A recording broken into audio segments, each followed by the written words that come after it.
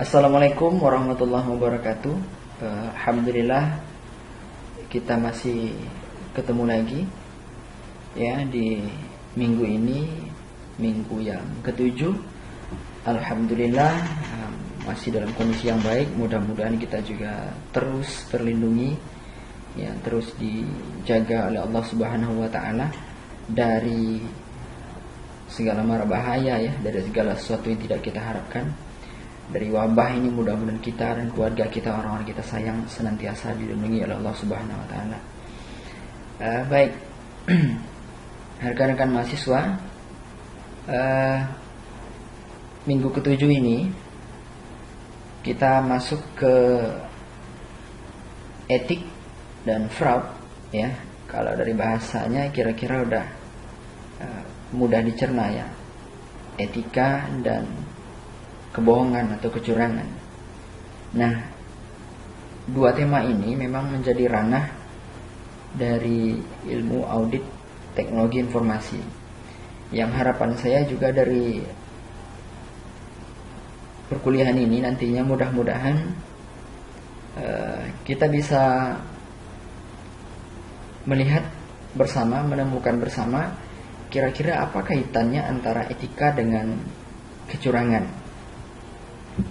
Baik, sebelum masuk ke materi, saya ingin ingatkan bahwa jika tidak ada halangan, kita akan melaksanakan ujian tengah semester pada pertemuan ke-9 ya, pertemuan ke-9.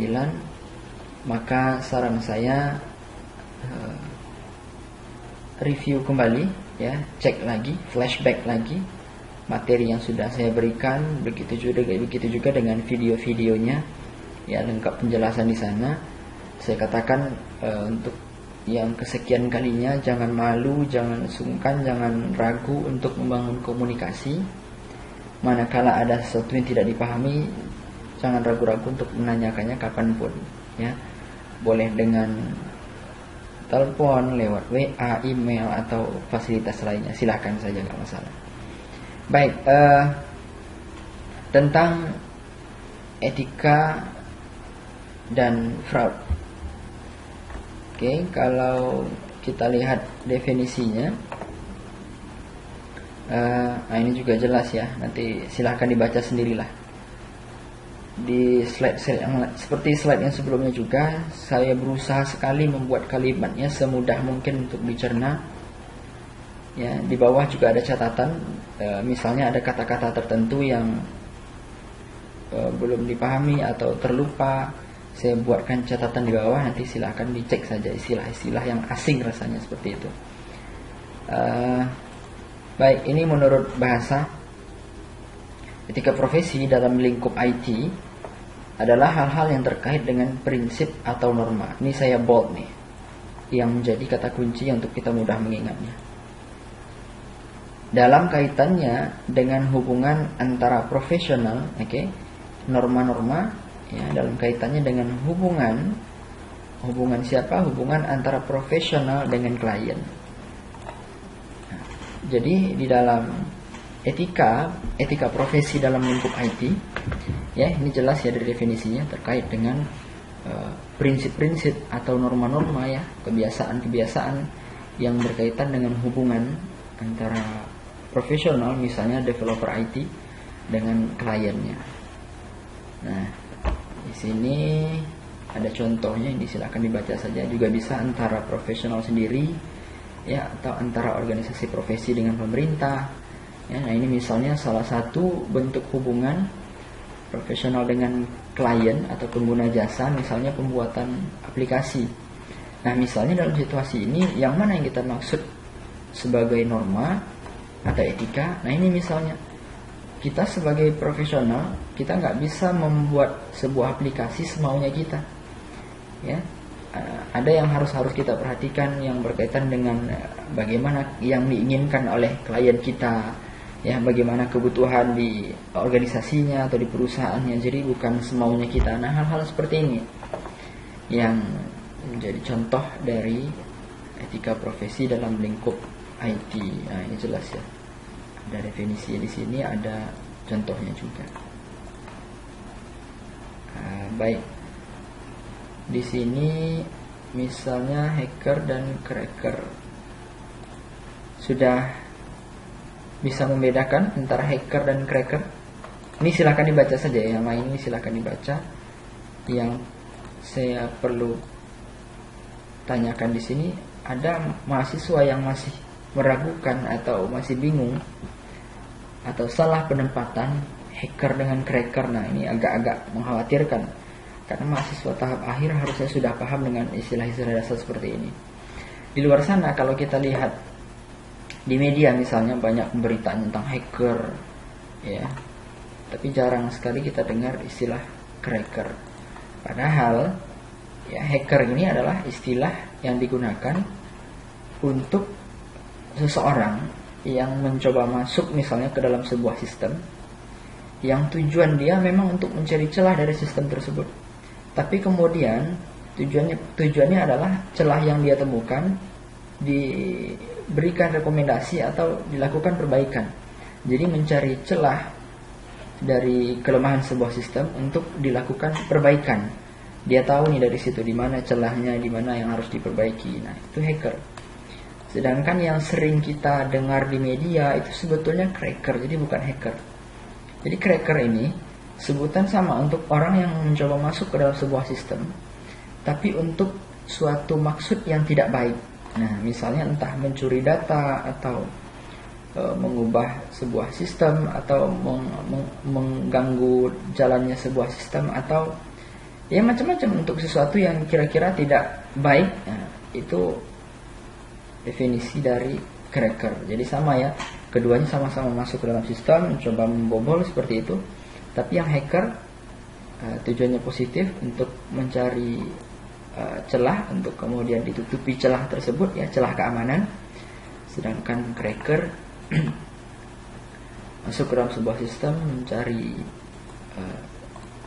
celah keamanan di situ. Dia masuk kemudian melakukan sesuatu yang tidak sepatutnya dia lakukan, ya, aktivitas terlarang begitu. Nah, baik, ini etika. Nah, ini sedikit ya, ini bukan hal yang penting, tetapi perlu juga saya sampaikan karena masih ada kaitannya dengan etika, masih dalam ranah etika. Ini penting untuk kita cermati. Saya coba lakukan semacam survei kecil-kecilan. Banyak ternyata orang IT yang belum paham dengan yang seperti ini. Ya, jadi saya sediakan lebih kurang 3 slide di sini, 4 slide yang khusus membahas tentang hal-hal yang perlu kita pahami berkaitan dengan etika. Ya, jangan sampai nanti salah lagi. Kemudian kebablasan, ya, akhirnya kita terbentur pada persoalan hukum karena perbuatan kita sendiri. Nah, ini misalnya etika penggunaan internet ataupun kode etik dalam penggunaan internet. Ini juga jelas kalimatnya, ya. Menghindari dan tidak mempublikasikan informasi secara langsung yang berkaitan dengan pornografi. Hindari nih konten-konten pornografi, terserah mau bentuknya video atau gambar, yang jelas segala sesuatu yang berkaitan dengan pornografi itu dilarang. Kemudian menghindari dan tidak mempublikasikan informasi yang berkaitan dengan, nah ini nih, ini sering saya ulangi. Hati-hati ketika kita mempublikasikan sesuatu yang masuk ke ranah sara ini, ya, suku, agama dan ras, ya, golongan, kelompok, komunitas. Ini hal-hal yang sensitif, ya, yang sangat mungkin menimbulkan persoalan yang besar dan sangat mudah menyinggung orang lain. Jadi hati-hati dalam mempublikasikan informasi, terutama yang akan menyinggung suku tertentu, agama tertentu, ras, golongan, kelompok, komunitas tertentu. Hati-hati, ya, termasuk di dalamnya usaha penghinaan, pelecehan, ya, pendiskreditan atau penyiksaan dan segala bentuk pelanggaran hak. Nah, jadi ada orang-orang yang atau kelompok-kelompok atau lembaga tertentu, organisasi tertentu, komunitas tertentu yang merasa, ya, yang merasa mereka terganggu hak-hak mereka. Nah, ini mereka bisa persoalkan nih. Jadi hati-hati. Kemudian yang ketiga, hindari dan tidak publikasi informasi yang berisi instruksi untuk melakukan perbuatan melawan hukum. Jadi jangan sampai misalnya nih membuat sebuah status, ya, di media sosialnya status yang kira-kira memprovokasi begitu, mengajak orang untuk melakukan aktivitas tertentu, perbuatan tertentu yang perbuatan itu dilarang. Nah, itu yang saya maksud. Jadi hati-hati nih. Yang keempat, nah ini jelas, hati-hati ketika menampilkan segala sesuatu yang berkaitan dengan eksploitasi terhadap anak. Ya, eksploitasi anak ini bisa kekerasan terhadap anak atau paksaan tertentu, ya, perbuatan yang tidak menyenangkan terhadap anak atas jenisnya. Hati-hati. Kemudian, nah ini juga ini bagi kita nih, programmer, terutama teman-teman programmer. Di sini kita belum masuk ke programmernya, nanti ada slide tersendiri nih khusus tentang programmer. Yang di sini yakinkan kita ini masuk ke dalam etika, bukan hanya dalam ranah IT ya, tapi dalam ranah yang lain juga.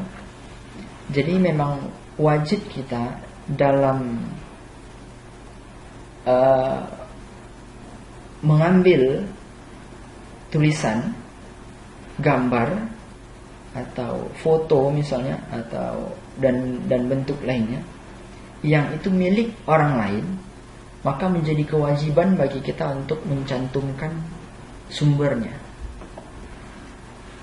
Ini wajib sekali. Makanya dalam yang sudah mulai masuk ke proposal ya, skripsi, ini akan menjadi sesuatu yang mendapat perhatian serius. Andai misalnya di bab 2 misalnya, ya, mengambil definisi tertentu dari seseorang misalnya tanpa mencantumkan sumbernya dari orang tersebut, nah maka itu pelanggaran.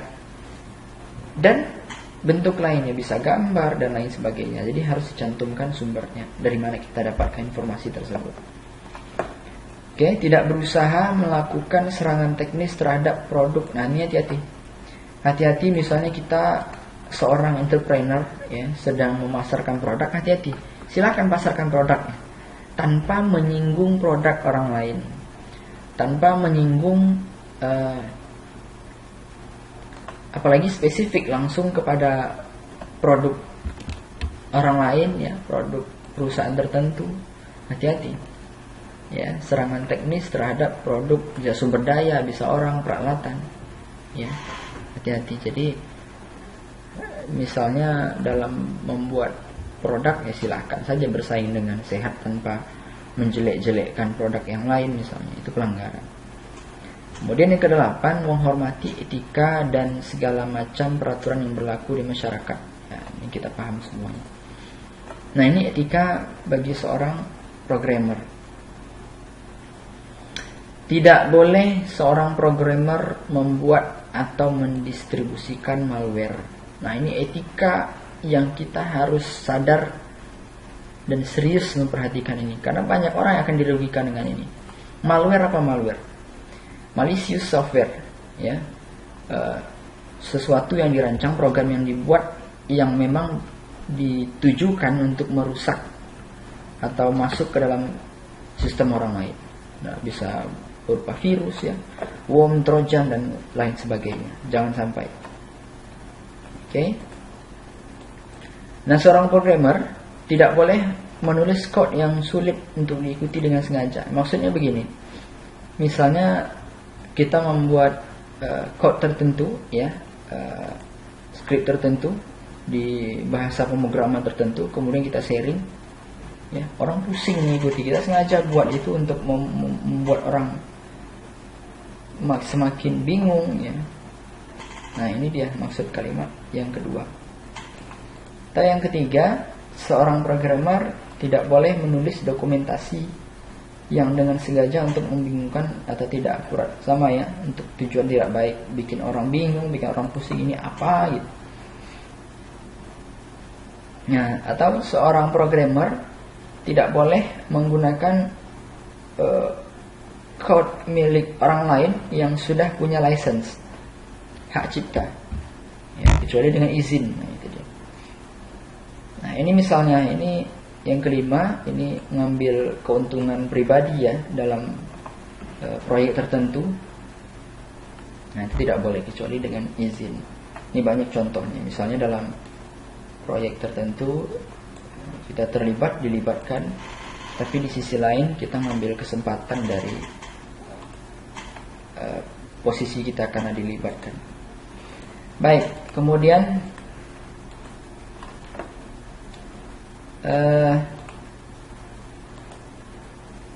yang keenam, tidak boleh menerima dana tambahan dari berbagai pihak eksternal, ya, pihak dalam suatu proyek secara bersamaan kecuali mendapat izin. Sama lebih kurang tadi ya. Intinya tidak boleh ada keuntungan lain kecuali dengan izin. Ini juga lebih kurang sama ya. Jangan sampai membuat kode tertentu ya untuk untuk menjatuhkan programmer lain dan kita mengambil keuntungan pribadi. Banyak ya ke bawah, saya tidak bisa jelaskan satu persatu. Saya kira mudah untuk dipahami ya. Silahkan dibaca saja. Nah, ini tidak boleh memberitahu masalah keuangan, privasi ya. Tidak boleh mempermalukan profesi tertentu dan seterusnya. Silahkan dibaca saja karena keterbatasan waktu kita, saya tidak bisa jelaskan satu persatu. Kalimatnya mudah ya. Sekali lagi kalau tidak paham ditanyakan saja, tidak masalah. Baik, ini dia fraud. Jadi fraud adalah istilah dalam bidang IT yang berarti kecurangan. Ya, jadi bukan dalam IT kalau kita cari di kamus atau di translate ya, translator, memang fraud itu kecurangan, ketidakjujuran, kebohongan. Nah, itu dia. Segala sesuatu yang melanggar hukum ya, illegal act, perbuatan yang ilegal. Baik secara sengaja dan sifatnya dapat merugikan orang lain. Nah, kalau jenis-jenisnya, ya ini ada 4 di sini. Tapi saya tidak akan jelaskan poin-poin ini. Kenapa? Karena saya sudah sampaikan di pertemuan kedua atau ketiga, saya lupa. Jadi silakan dicek lagi. Ini masuk ke ranahnya auditor finansial, ya. Nah, hanya ini yang masuk ke dalam ranah kita. Baik. Kemudian, nah ini dia ya penjelasan satu persatu.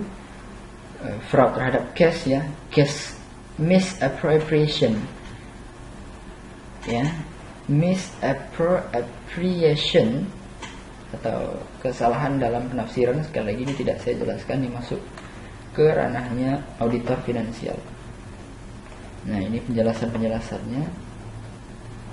Oke, memalsukan bukti transaksi dan seterusnya ya. Ini orang-orang keuangan, auditor finansial. Baik, dan seterusnya. Nah, ini masuk ke ranah kita. Nah, misalnya di sini tipologi fraud ya, salah satu tadi dari jenis-jenisnya, atau cybercrime ya, kejahatan cyber, kejahatan dunia maya. Jenis fraud yang paling canggih, yang paling jarang dilakukan ya, karena memang butuh keahlian khusus. Tapi di sisi lain memang orang-orang yang punya keahlian khusus ini mereka punya banyak keuntungan tersendiri, keuntungan luar biasa. Ya, misalnya sini fraudster, ini istilah untuk orang-orang yang melakukannya. Ya, secara sengaja melakukan kecurangan untuk mendapatkan berbagai fasilitas yang disediakan oleh penyedia jasa telekomunikasi. Nah, ini kedua ini begitu juga dengan fraud pada kartu kredit. Ini sering kita dengar di media. Kalau sering nonton berita, sering dengar nih. Fraudster ini misalnya mengambil keuntungan dari penyedia jasa telekomunikasi ya, dengan memanfaatkan teknis sistem ya, memanfaatkan kelemahan dari manajemen dari SDM-nya ya dalam melakukan pengamanan.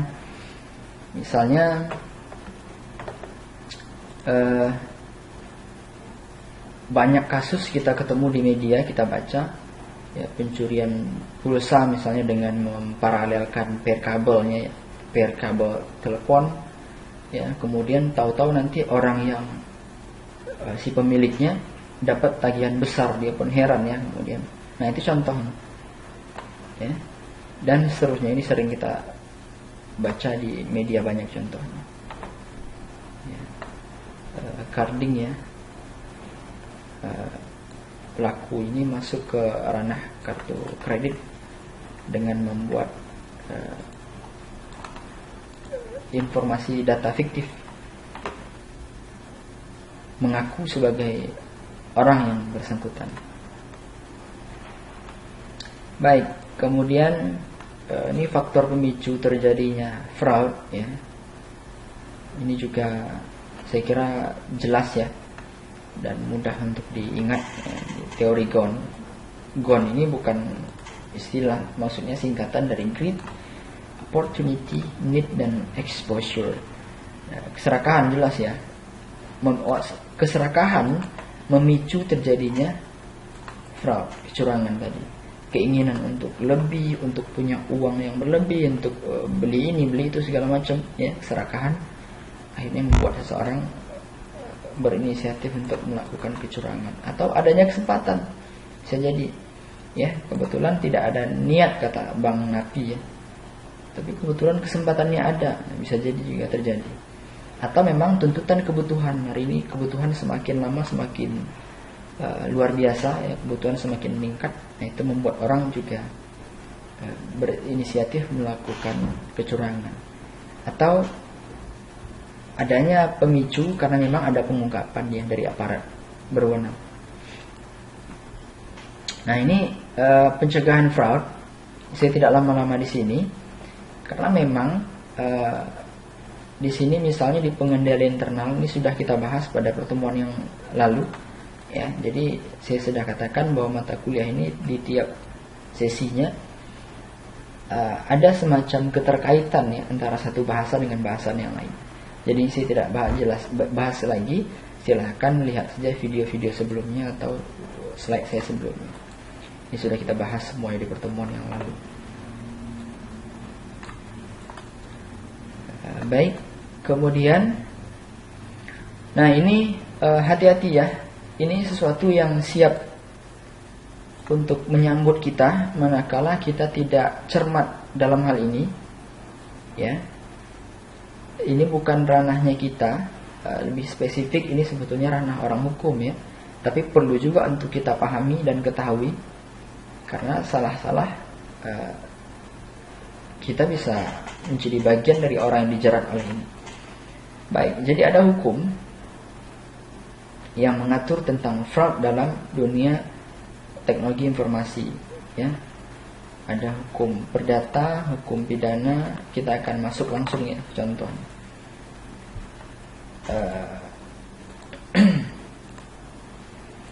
Baik, hukum perdata. Nah, hukum perdata adalah hukum yang mengatur hubungan hukum antara orang yang satu dengan orang yang lain sebagai anggota masyarakat dengan menitik beratkan kepentingan perorangan yang bersifat pribadi. Nah, ini sudah saya bold untuk membedakan, untuk mudah membedakan nantinya antara hukum perdata dengan pidana. Jadi coba kita lihat yang pidana. Hukum ya yang mengatur hubungan hukum antara orang dengan kepentingan masyarakat dengan negara ya, antar badan atau lembaga negara satu sama lain dengan menitik beratkan pada kepentingan masyarakat dan negara. Oke, mudah ya untuk melihat perbedaannya. Kalau perdata itu orang per orang. Oke. Sedangkan kalau hukum pidana itu sudah menyangkut kepentingan yang lebih luas. Mudah untuk diingat. Jadi beda antara perdata dan pidana.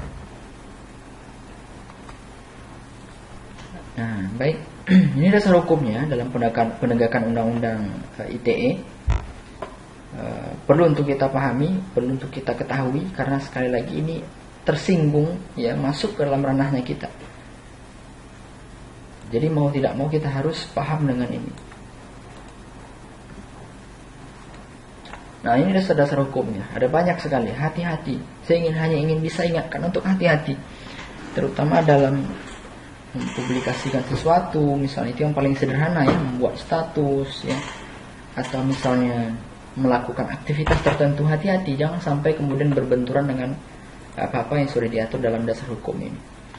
Nah, misalnya di pasal 27 Undang-Undang ITE tahun 2008, ya, setiap orang dengan sengaja dan tanpa hak mendistribusikan, mentransmisikan atau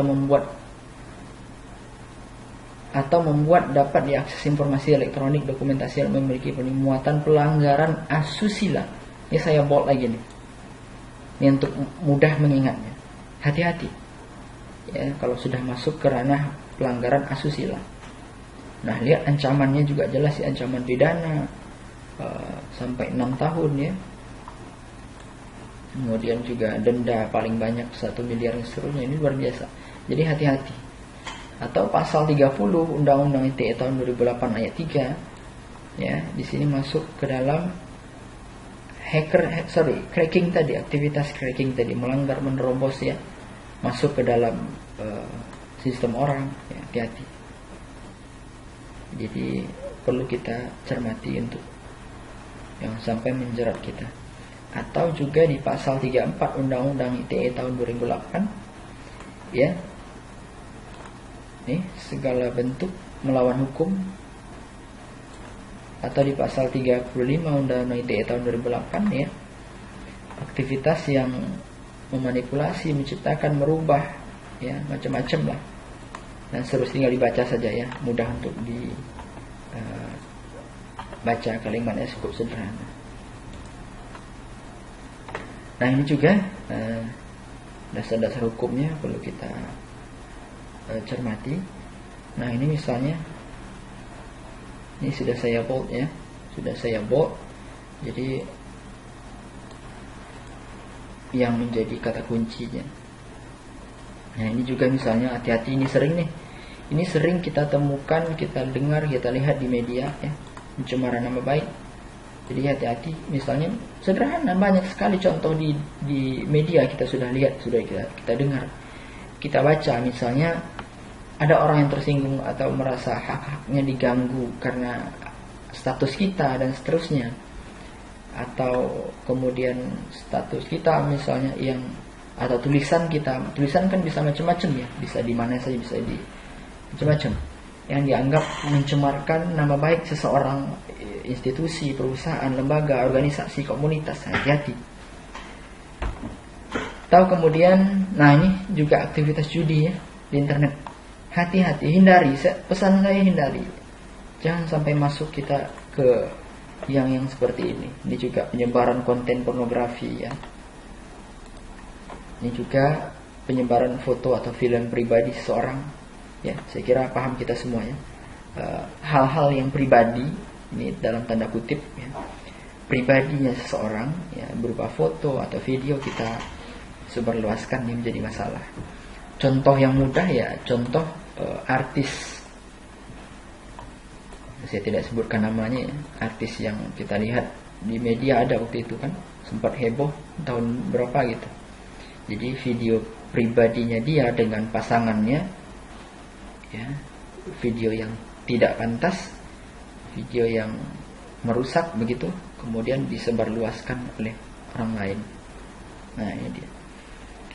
Atau pasal 406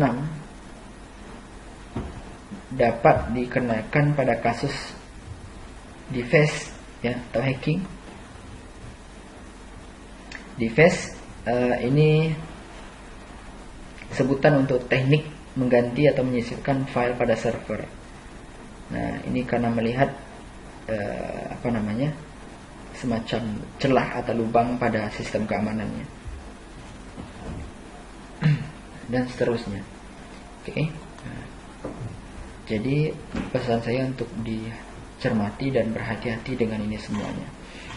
Baik, rekan-rekan mahasiswa, ini materi yang terus terang sudah saya ringkas, sudah saya anggap poin-poin pentingnya saja yang saya ambil. Nanti sisanya silahkan lihat di slide, ya. Akan saya share slide ini lebih lengkapnya, jadi silahkan nanti dibaca sendiri. Saya katakan untuk yang kesekian kalinya, jangan sampai nanti ada kebingungan, ketidaktahuan, kemudian berhenti di situ saja, jangan sampai. Maka pesan saya, silahkan mari kita bangun komunikasi, apalagi di proses perkuliahan yang memang terganggu ya karena situasi wabah ini. Jadi tetap bangun komunikasi, pesan saya itu, bangun komunikasi. Ayo, apa masalahnya tanyakan, apa persoalannya nanti kita carikan solusinya, baik dengan mata kuliah saya maupun dengan dosen yang lainnya. Jadi jangan sampai nanti bermalas-malasan ya ketika terbentur pada sesuatu yang menjadi tanda tanya, kemudian ya dibiarkan begitu saja. Jangan sampai ya, tetap jaga kesehatan, jangan lupa di rumah aja. Terima kasih. Assalamualaikum warahmatullahi wabarakatuh.